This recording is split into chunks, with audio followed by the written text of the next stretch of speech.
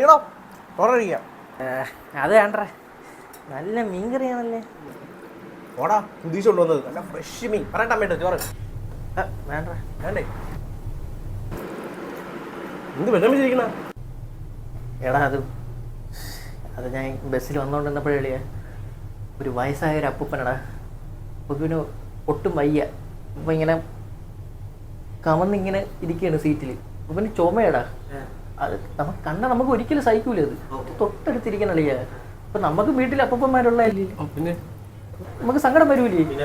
അപ്പം ഞാൻ ഇങ്ങനെ ഇരിക്കുന്ന സമയത്ത് അപ്പൂപ്പൻ കമന്ന് കിടന്നിട്ട് ചുമച്ചപ്പോഴത്തേക്ക് എന്തോ ഒരു കട്ട സാധനം ഒളിയാ.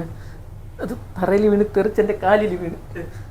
ഞാൻ അതെന്തിരുന്ന നോക്കാൻ വേണ്ടിയിട്ട് അത് ഒരു മഞ്ഞ കളർ സാധനം ഒളിയാ. ഞാൻ കാലി തൊട്ടിയെടുത്ത് വെച്ച് മണപ്പിച്ച് നോക്കിയപ്പോഴത്തേക്കാണ് അപ്പൂപ്പ എന്നെ നോക്കിയപ്പോഴത്തേക്ക് അപ്പൂപ്പൻ്റെ വായിൽ എൻ്റെ ബാക്കി ഇരിക്കണേ. ഏകദേശം ഇത്രയും കട്ടിയുണ്ട്. കപോണമെന്ന് എനിക്ക് അറിഞ്ഞുകൂടാ. തെറിച്ച് വീണ് ഭയങ്കര നാറ്റമായിരുന്നു.